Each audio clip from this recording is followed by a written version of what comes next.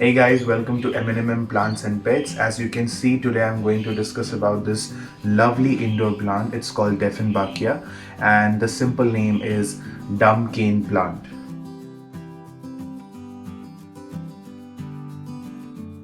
Dieffenbachia is one of the most popular indoor plants. The reason is obviously the beauty that you see on the leaves, and you must have seen a lot of artificial plants where they make the plants which duplicate these sort of plants. Now let's get straight to the point and discuss how to take care of them and how to make sure that they never die and they're always looking good and fresh. Number one key important feature is soil.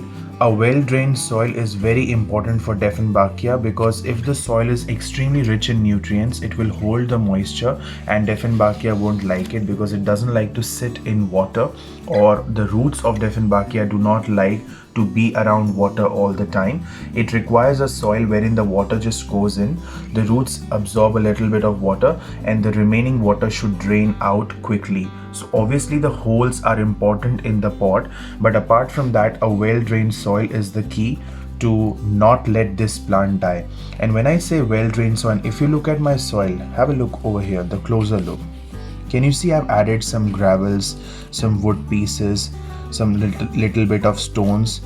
This helps to make the soil well drained. So what I have done is I have garden soil, I have used garden soil, I have added a little bit of cow manure. You can add any cow manure or any organic compost, and then you can add a little bit of sand or wood pieces or gravels.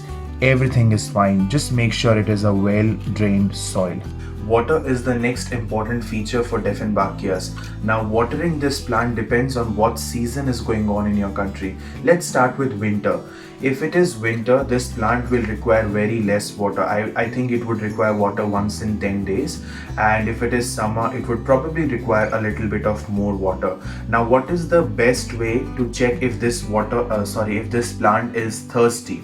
What I do is the first two rings is what I use to check if the soil is dry or not. For some plants I use 1 inch, which is the first ring of the finger, and for some plants it is 2 rings, which is 2 inch.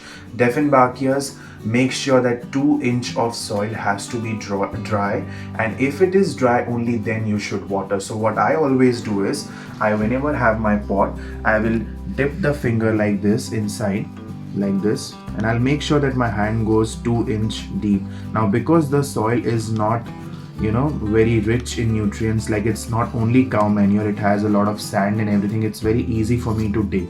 Now I have gone so deep and I can feel that it's over there, it's a little bit moist, so it doesn't require water at this stage. So I will wait for another day or two and then only water. Now some of you might think that it's a long process, I have to check this, but guess what, it will at least not allow our plants to die. So this is the reason my plants are looking green, because I always check before I water them. And it's not that one specific day I just wake up and water all my plants. That's not the case. You have to check the soil and only then water. Next is, when should I water my plants? Any plant. What I would suggest all of you is, if it is summer season, you can water your plant in the morning so that the plant can use that water for the photosynthesis process. But let's say you're working and you're in rush in the morning, you have to get ready and go, then you can water the plant in the evening around 5 or 6 p.m. when the sun is not that hot. But in the winter season, what you have to do is you have to water your plants only in the morning and not at night or not even in the evening. The reason is, if you water your plants in the morning, they get some time to dry. But if you water your plants in the evening, what happens is the plants won't absorb all of the water because it's a slow process. The soil will be very wet, and because it's very cold out there at night, it will start having fungus. The fungus will be in the soil, the fungus will be in the leaves of the plant, and in Dieffenbachias the fungus is very common. So the only way to avoid fungus in these plants especially is not to overwater them. And if you want to water them, you should water them in the morning.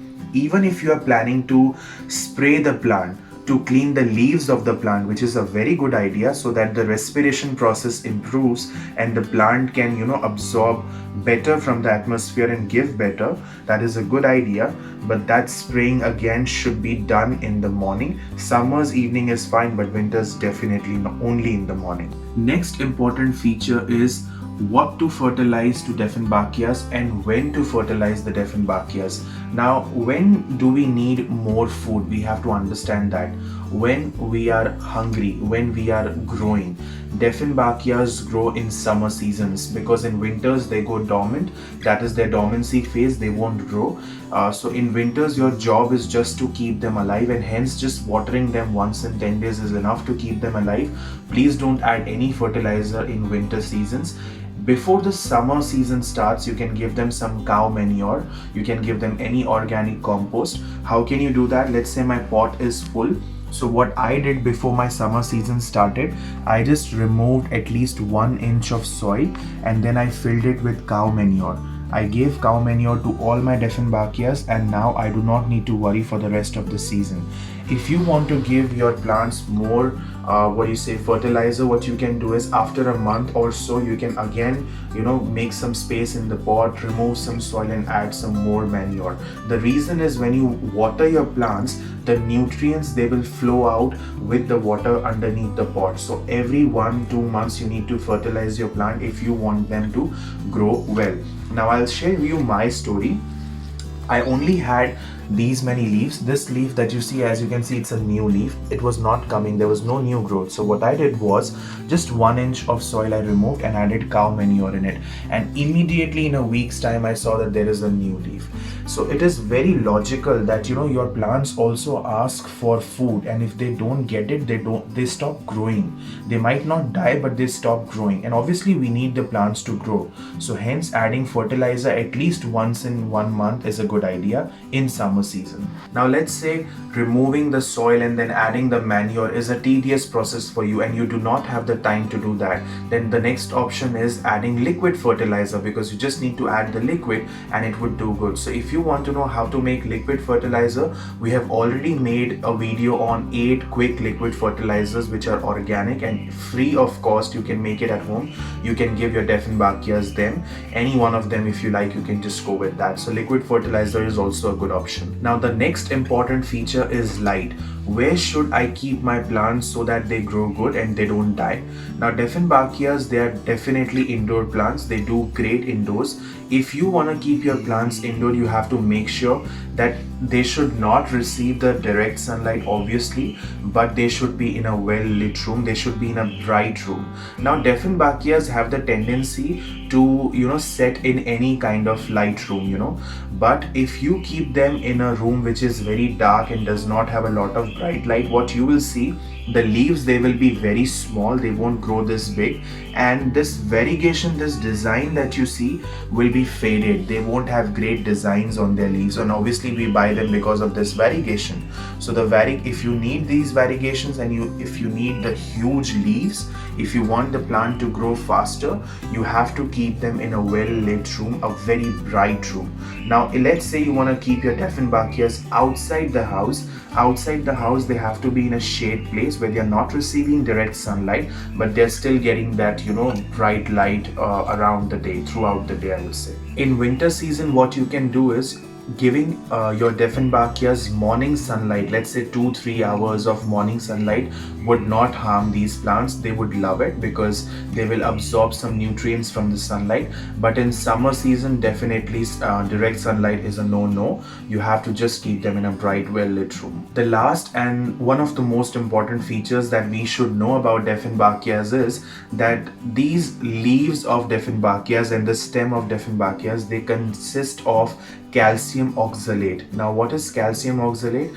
Just one thing we need to take care of, and that is it's not good for your health, especially for your throat and skin. It will give you infection. So what you need to do is, when you are working with Dieffenbachias, I would advise you to use gloves, because if the liquid that this leaves has falls on your skin, you might get skin irritation, and if you consume it, you might get some throat infection. So definitely you have to keep them away from kids, babies and pets for sure. And when you are working with them, either use gloves, or after working with them, wash your hands thoroughly so that you keep safe when you're working with Dieffenbachias. But apart from that, they are great plants. They do great.